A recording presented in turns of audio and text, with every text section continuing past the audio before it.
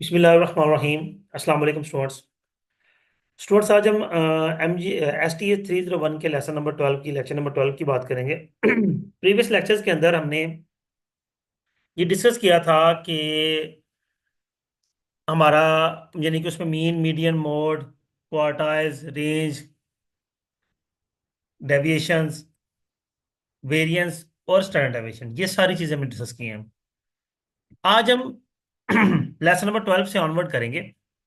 इसमें तीन बेसिक हमारे पास जो कॉन्सेप्ट डिस्कस होने वाले हैं। एक तो है शेबिशेव से इनइक्वालिटी, एम्पिरिकल रूल और 5 नंबर समरी। एम्पिरिकल रूल तो खैर सच इतना इंपॉर्टेंट नहीं है, लेकिन शेबिशेव और 5 नंबर समरी जो है ये थोड़े से इंपॉर्टेंट है। शेबिशेव इतना इंपॉर्टेंट भी है और टेक्निकल भी है थोड़ा सा। इसे कॉन्सेप्ट को क्लियरली अंडरस्टैंड कीजिएगा। लेकिन इससे पहले हम थोड़ा सा डिस्कशन कर लें। हमने बात की वेरिएंस की प्रीवियस लेक्चर्स में और स्टैंडर्ड डेविएशन की। ये दोनों हमें बताते हैं डिस्पर्समेंट ऑफ डाटा, कि हमारा जो डाटा है वो मीन से कितना डिस्पर्स है। ये मीन है तो इससे आसपास कितना डाटा हमारा डिस्पर्स फॉर्म में है, ये हमें वेरिएंस और स्टैंडर्ड डेविएशन बताते हैं। यानी कि इनकी वैल्यू जितनी ज्यादा हाई होगी उतना ज्यादा डिस्पर्स होगा डाटा, और जितनी वैल्यू कम होगी उतना डाटा मीन के करीब होगा। ठीक है। और शेबिशेव ने इसी बात को यूटिलाइज किया। ये एक रशियन साइंटिस्ट था, यानी कि रशियन स्टैटिस्टिशियन था, और इसने ये थ्योरम इन्वेंट किया। इसने कहा ये जो डेविएशंस होती हैं इनकी एक लिमिट होती है कि, और दूसरी चीज ये है कि हमारा वेरिएंस हमें बताता है कि हमारा डेटा किस हद तक और कितना ज्यादा डिस्ट्रीब्यूट है। ठीक है। शेबिशेव का ये कहना है कि एक तो उसने हमें थ्योरम दिया। उसने कहा जी 1 - 1/, के स्क्वायर सिंपली। ये सीधा सीधा उसने एक छोटा सा फार्मूला में दिया। आगे फार्मूला आएगा। ये लिखा हुआ है, how many measurements are within 1 standard deviation of the mean, how many measures are 2 standard deviation of mean. ये कितने मेजरमेंट्स होते हैं, तो ये मेजरमेंट्स की ही हम बात करने लगे हैं। ये उसने कुछ चीजें बताई हैं हमें। ये जो कोई बताया है इंटरवल वगैरह कोई चीज नहीं हमें देखनी, हमें डायरेक्टली इस फार्मूले पे बात करनी है। 1 - 1/, के स्क्वायर। के basically value of standard deviation है। ठीक है। और इसका जो शर्त है वो ये है कि अगर आपका data standard deviation greater than 1 है तो ये थ्योरम अप्लाई होगा, वरना ये थ्योरम अप्लाई नहीं होगा। क्यों नहीं होगा, थोड़ी सी कैलकुलेशन देखते हैं। हम कहते हैं के हमारा इक्वल टू 1 है, तो 1 - 1/1 का स्क्वायर, 1 - 1 = 0 आंसर आ गया आपका। हमें आंसर जीरो नहीं चाहिए, हमारा जीरो आंसर आ ही नहीं सकता। अगर हमारा के लेस देन होता है 0.9 हो जाए फर्ज करें, तो 1 - 1/0.9 का होल स्क्वायर। ठीक है। तो ये आ जाएगा approximately, I think so 0.081, I think so. Exactly मुझे नहीं याद है। ठीक है। मैं एक अंदाजे से कर रहा हूँ। तो ये हो गया। जब इसको डिवाइड करेंगे तो ये तो वैल्यू बहुत बड़ी हो जाएगी, और 1 माइनस आंसर हमारा माइनस में आ जाएगा। तो दिस इज नॉट, ये समझ लें कि ये सारा समझा के मैं इसको काट रहा हूँ, ये सारा नहीं है। ठीक है। क्यों? क्योंकि उसने कहा जी आपका जो के की वैल्यू है वो ग्रेटर देन 1 होना चाहिए, यानी कि आपका स्टैंडर्ड डेविएशन 1 होना चाहिए। अब हम फर्ज कर लेते हैं हमारा स्टैंडर्ड डेविएशन 2 है, according to the previous question. ये जो क्वेश्चन है जी, how many measurements are 2 standard deviation, 2 standard deviation है हमारा। तो हम के इज इक्वल टू 2 आ जाएगा।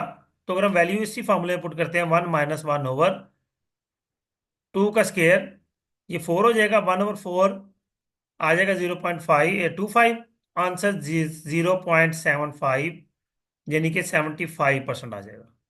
के 3 होगा तो 0.88 आएगा, के 4 होगा तो 0.94 आएगा। इस तरह से हमारा आंसर इंक्रीज होता चला जाता है। तो जितना स्टैंडर्ड डेविएशन बढ़ता जाएगा उतनी परसेंटेज आपके डिस्पर्समेंट ऑफ डाटा की बढ़ती जाएगी। अब वो डिस्पर्समेंट जो परसेंटेज आती है, वो परसेंटेज हमें क्या बता रही है? परसेंटेज का मतलब है कि हमारा डाटा यहां से शुरू हो रहा है तो यहां पे खत्म हो रहा है, दिस इज कॉल्ड 100%। ये टोटल डाटा है। अब हमारा आंसर है 75%। तो कह लें कि 25% हम छोड़ सकते हैं, को 12.5% इधर से छोड़ देंगे, 12.5% इधर से छोड़ देंगे। तो ये सारा हमारा होल डाटा है जिसकी डिस्पर्समेंट वो शो कर रहा है। ठीक है। ये हमारा जो थ्योरम है, शेबिशेव थ्योरम, वो इस बात को एक्सप्लेन कर रहा होता है। सिर्फ इतना से ही मैं इसको बाकी ये कैलकुलेशन वगैरह हमें जरूरत नहीं है। ठीक है। इतनी टेक्निकलिटी में हमें बिल्कुल नहीं जाना। अगर हम जाना भी चाहें तो देखें अपने दोस्त है, एक्स जो बार है this is called mean, S आपका स्टैंडर्ड डेविएशन है। तो वो क्या कर रहा है, एक्स बार माइनस एस और एक्स बार प्लस एस कर रहा है। ठीक है। ये नीचे वैल्यूज भी आपका मीन 8.94 है और आपका जो स्टैंडर्ड डेविएशन है 1.98 है। दोनों वैल्यूज पुट करके 6.51 और 10.47 इनके दरमियान हमारा डाटा रहेगा। ये वो दो वैल्यूज जो मैंने मार्क की थी ये वो फाइंड कर रहा होता है।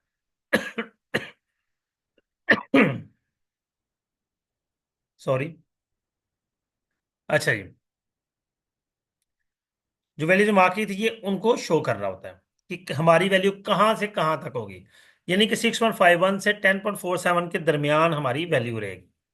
ये बेसिकली हमारा ये डाटा हमें बता रहा होता है। ये देखिए जिस जिस तरह से आता जाएगा हमारा उस हिसाब से डाटा एक्सपैंड होता चलेगा। अब वैल्यू ओ शॉर्ट होगी 4.53 एंड 12.45। स्टार्टिंग में वैल्यू छोटी हो गई और एंडिंग वैल्यू हमारी बड़ी हो गई। अब ये स्टार्टिंग एंडिंग वैल्यू का कॉन्सेप्ट है, आपको आगे समझाते हैं। स्टिल शेविशेव थ्योरम चल रहा है, इसको यहीं पे क्लोज करते हैं। नेक्स्ट हम चलते हैं जी, 5 नंबर समरी। ये स्टार्टिंग और एंडिंग का कॉन्सेप्ट आपसे डिस्कस करते हैं। ये देखें आपके सामने जो डाटा गिवन है, ये स्टार्ट है, इसको हम कहेंगे एक्स नॉट, इसको कहेंगे एक्स एम। यानी कि ये आपकी फर्स्ट वैल्यू है आपके डाटा की, कोई भी डाटा गिवन हो आपको। ये आपकी लास्ट वैल्यू है। मिसाल के तौर पर मैंने कुछ एक्स की वैल्यू ले लेता हूं यहाँ पे, 2, 4, 7, 11, 13, 19, 21। तो अब इसके अंदर ये आपका एक्स नॉट आ जाएगा, ये आपका एक्स एम आ जाएगा। इसका सेंटर आप मालूम करेंगे, सेंट्रल वैल्यू तो ये हमारा मीडियन आ जाएगा। इसे मीन भी कह लें, कोई मसला नहीं है। ठीक है। और Q1 और Q3 हम फाइंड कर लेंगे। मैं मिसाल देता हूं कि इसके करीब करीब Q1 आ जाएगा और इसके राउंड अबाउट आसपास कहीं कहीं कहीं हमारा Q3 आ जाएगा।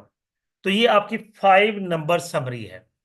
यही इसने यहाँ पे x naught, Q1, median, Q3 और एक्स एम मालूम किया हुआ है। ठीक है। यहां पढ़ते हैं क्या कहता है, 5 number summary consist of X naught, Q1, median, Q3 and X M. It provide us quite a good idea about the shape of the distribution. ये हमें डिस्ट्रीब्यूशन की शेप कंफर्म करता है।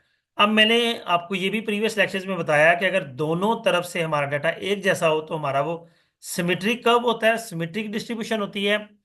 अगर डाटा का झुकाव इस तरफ ज्यादा हो, यानी कि मैं थोड़ा सा बना देता हूं, अगर कुछ डाटा इस तरह से हो तो ये पॉजिटिवली स्क्यूड होता है।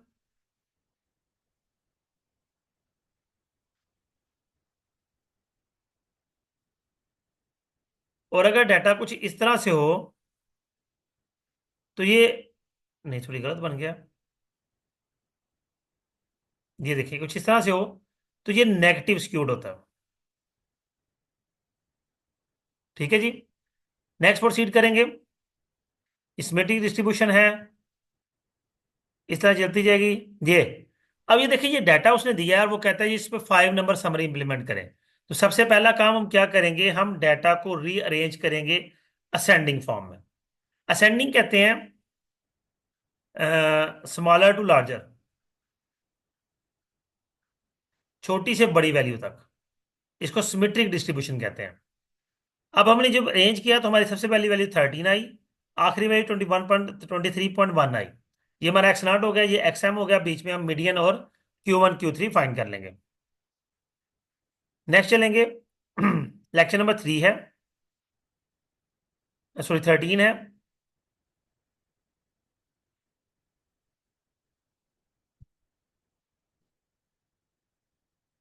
अब इसमें सेम वही चीजें जो मैं आपको बता चुका हूं, उन्हीं को बार बार वो डिस्कस कर रहा है जी।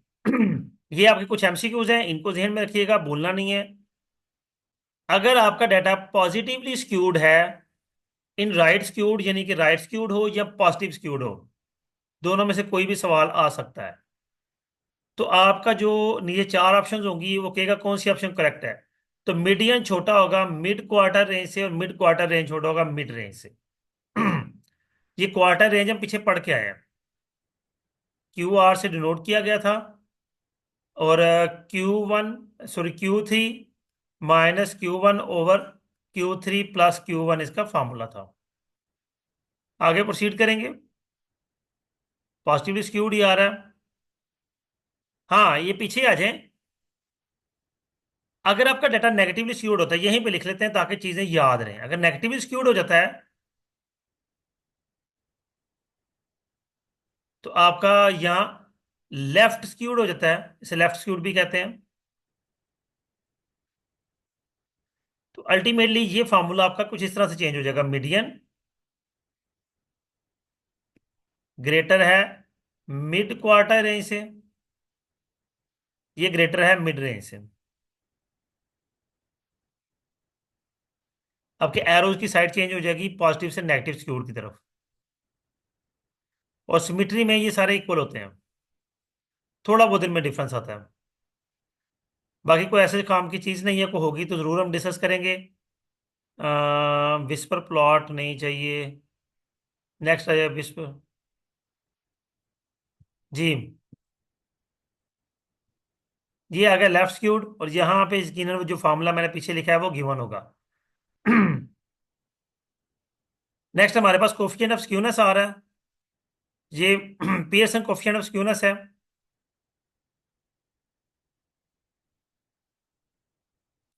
जी स्टूडेंट्स, ये हमारा लेक्चर था, लेक्चर नंबर 12 और 13। अब पियर्सन कोफिशिएंट ऑफ स्क्यूनेस में डिस्कस नहीं किया, वो प्रॉपर डिस्कस करने वाला है। तो हम लेसन 14 के साथ उसको डिस्कस करेंगे, 13 का जो थोड़ा सा पोर्शन है। ठीक हो गया। जी स्टूडेंट्स, उम्मीद करता हूँ ये लेक्चर आपके लिए अंडरस्टैंडिंग होगा। अपना ख्याल रखिएगा, वीडियो को लाइक करना, कमेंट करना, शेयर करना हरगिज ना भूलिएगा। अल्लाह हाफिज़।